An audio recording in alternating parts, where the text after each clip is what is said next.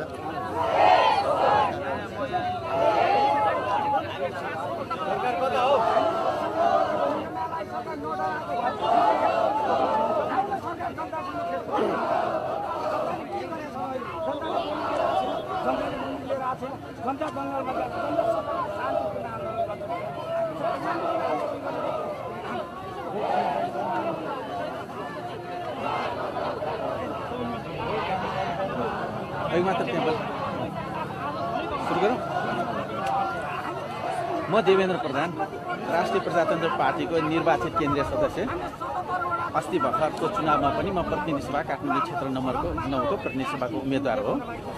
यो आज राष्ट्रिय प्रजातन्त्र पार्टीले हाम्रा नेताहरू वरिष्ठ उपाध्यक्ष रविन्द्र मिश्र र महामन्त्री डाक्टर धवल शमशेरको जुन चाहिँ अझैसम्म पनि रिहाई नगर्नु र राज्य अहिलेसम्म पनि हाम्रा कुरा जनताका कुरालाई दमन गर्न सक्छ कि लुट्न सक्छ कि भन्ने तरिकाले जुन तरिकाले राज्य अप्नाइरहेको विरुद्धको आजको आन्दोलन हो। अब हामीले धेरै धैर्य गरिसक्यौँ। अब जनता अत्यन्त धैर्यको समय अब छुट्टिसकेको छ। अब हाम्रा कुराहरू अझै पनि सुनेन भने हामी आज निषेधित क्षेत्र तोड्ने कार्यमा छौँ र मलाई लाग्छ अब हामी मात्र होइन, काठमाडौँ उपत्यकाका ललितपुर भक्तपुर काठमाडौँको सम्पूर्ण जनताहरू पनि अब उत्रिने क्रममा छ। जनताहरूले धेरै यो सरकार यो राज्य व्यवस्था भनेको त अब थाहा पाइसक्यो। यिनीहरू अहिले भाग्नको लागि टोयलेटमा भाग्नुपर्ने अवस्था आइसकेको छ।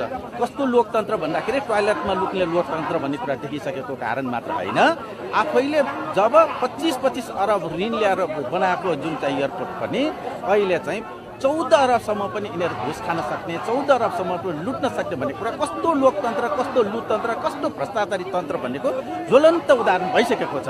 त्यो मात्र होइन, सकेसम्म युवाहरूलाई बाहिर पठाउने, सकेसम्म युवाहरू सक्षम दक्ष युवाहरू सबैलाई बाहिर पठाउने, यहाँको रोजगारी उपलब्ध गराउन नसक्ने, सकिन्छ कस्तोलाई भन्दा आफ्नो स्वार्थ पुरा गर्ने मात्र क्षणिक भरबाट आफ्नै भित्रका पारिवारिक सदस्य आफ्नो मात्र सर्कलका मान्छेहरूलाई मात्र ल्याउन खोजेको यस्तो किसिमको लोकतन्त्र, यस्तो किसिमको संहिता, यस्तो किसिमको प्रदेश हामी खारेज गर्न चाहन्छौँ। र यो कारण यी सबै कुराहरू हाम्रा भनाएर हामीले गत साल चैत्र 27 गते नै हामीले 40 बुँदे जुन चाहिँ दिइसकेको कारणमा पनि राज्य अहिलेसम्म पनि भइरहेको दमनलाई हामी सम्पूर्ण काठमाडौँवासी, ललितपुरवासी, भक्तवासीहरूलाई पनि आह्वान गर्न चाहन्छु। र तपाईँहरूको च्यानल मार्फत म नेवारीबाट पनि के एक लाइन भन्न चाहन्छु भने हनुमापी डाजगिजा तटकेपी यसलाई खपे काठमाडौँ ललितपुर भक्तपुरी डक्कुवासी तना चाहिँ आह्वान याना चुनुदो ठो आन्दोलन दैछि चाहिँ जनता आन्दोलन का डक्कुस्ता ने चुके चाहिँ आन्दोलन सहभागी चिता चाहिँ इना पनि धन्यवाद।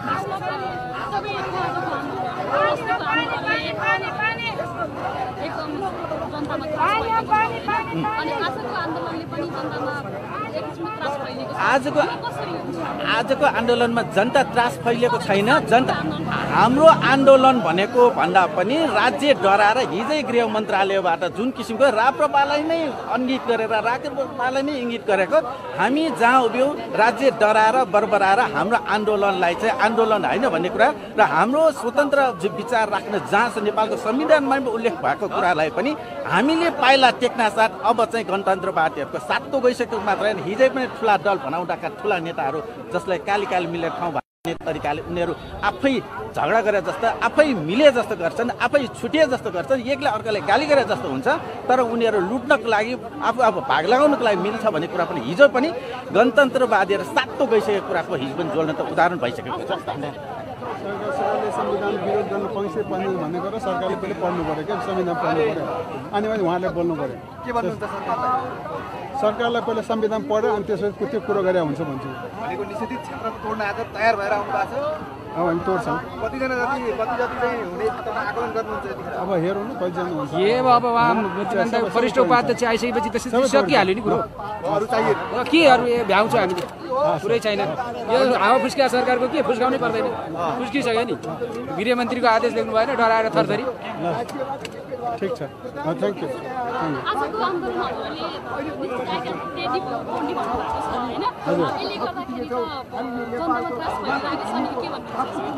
के भन्नु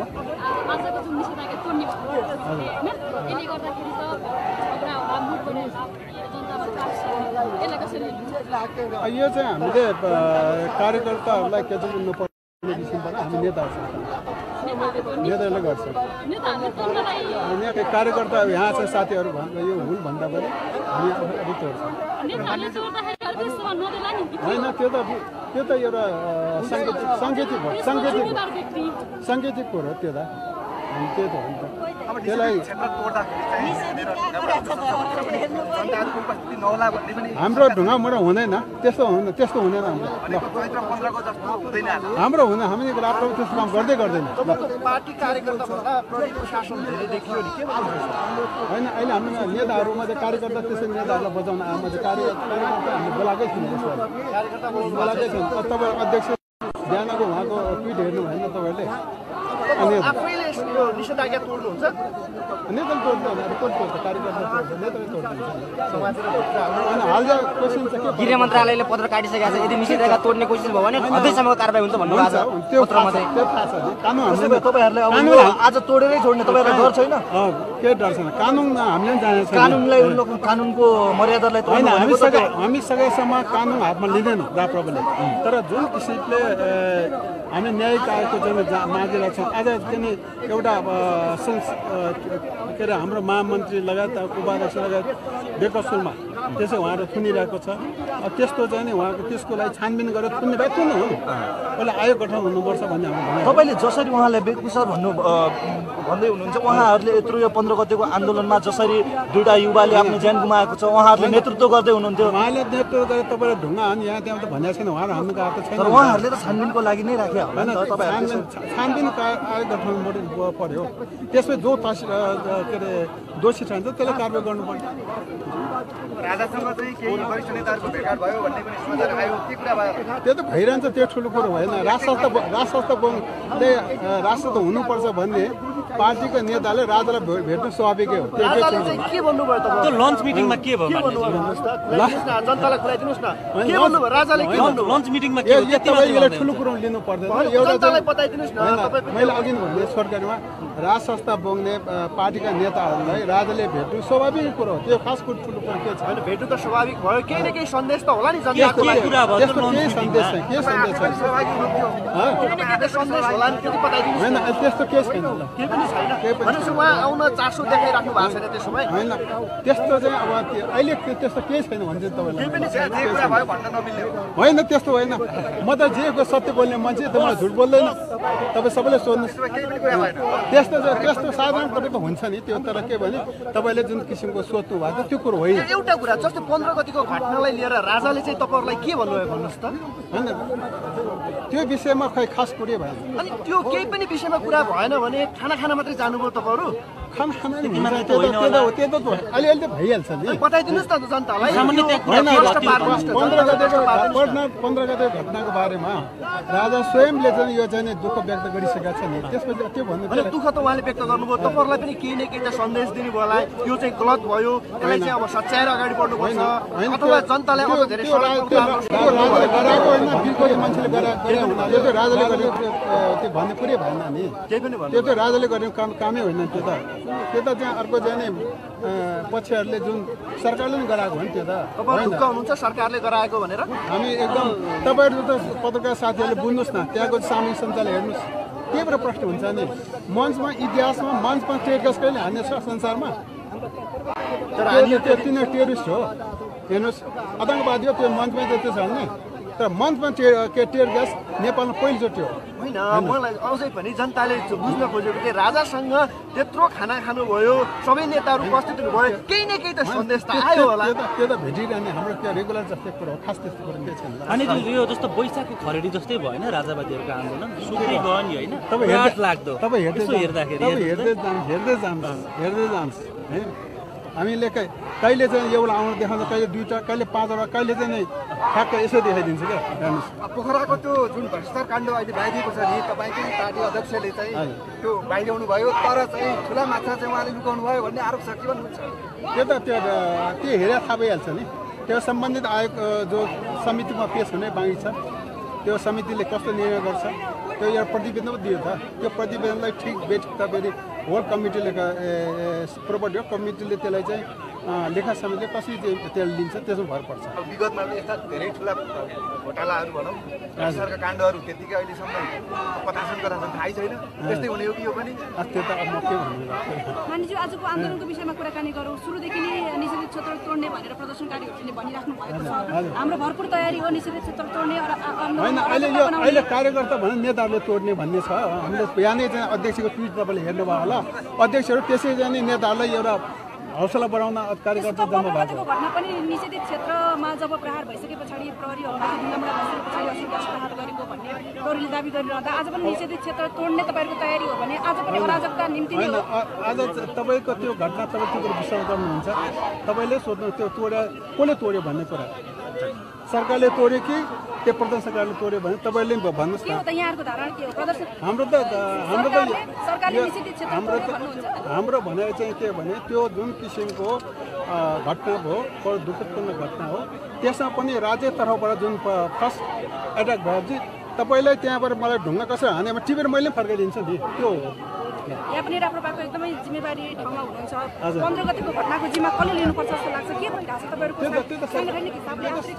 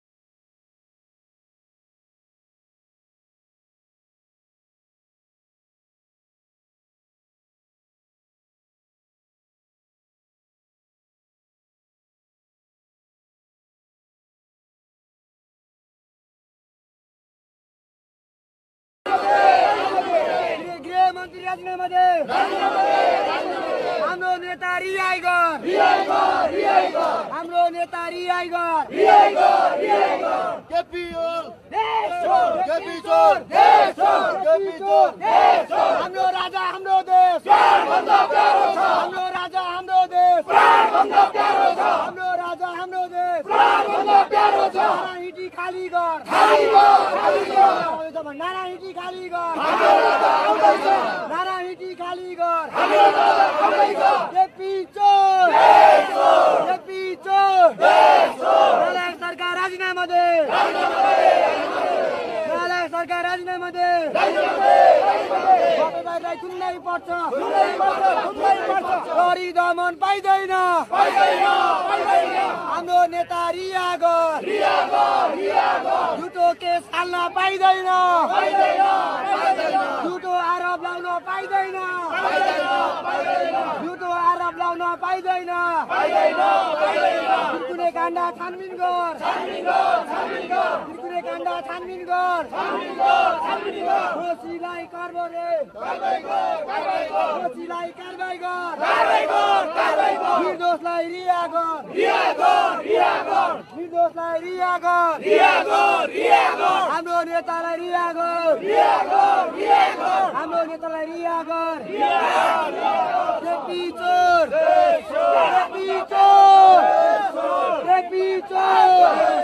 बदलाई सरकार खबरदारी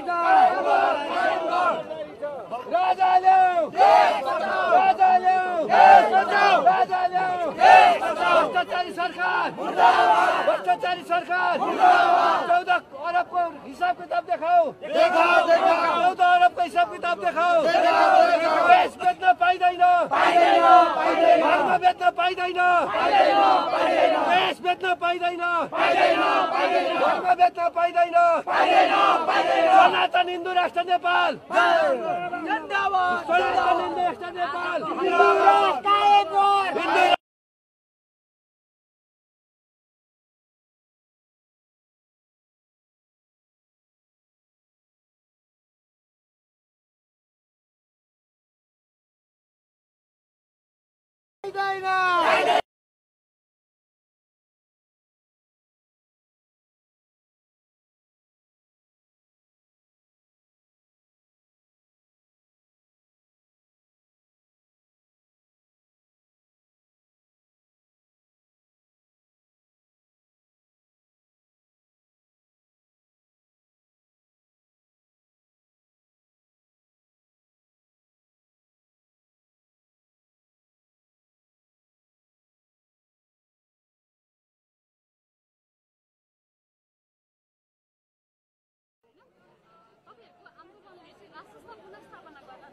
एकदमै गर्छ किन भनेर भन्दाखेरि तपाईँको गणतन्त्रको जग हल्लिसकेको अवस्था छ। अहिले तपाईँहरूले यो आन्दोलन तेस्रो जनआन्दोलन हामीले अहिले भनिरहेको छ, तपाईँले देख्न सक्नुहुन्छ।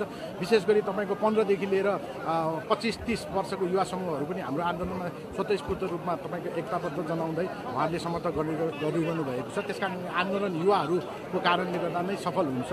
हामीले संहिता खारेजी, हिन्दू अधिकार पुनर्स्थापना, राज संस्था पुनर्स्थापना लगायतको मुद्दा लिएर सडकमा आएको छौँ। हामी आन्दोलन निरन्तर रूपमा अहिंसात्मक शान्तिपूर्ण आन्दोलन गरि नै रहनेछौँ। जबसम्म यो तपाईँको गणतान्त्रिक व्यवस्था लोकतन्त्र ढल्दैन तबसम्म हामी आन्दोलन गरि नै रहनेछौँ।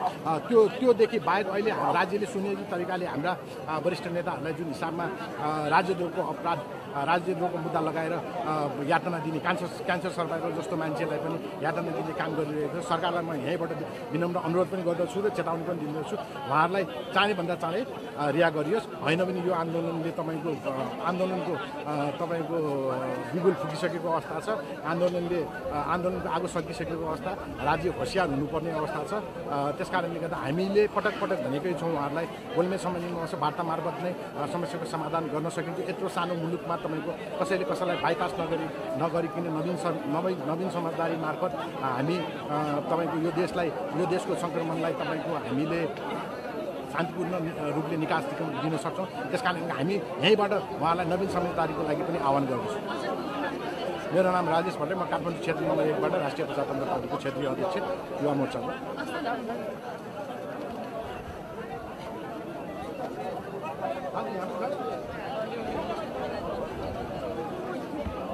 छ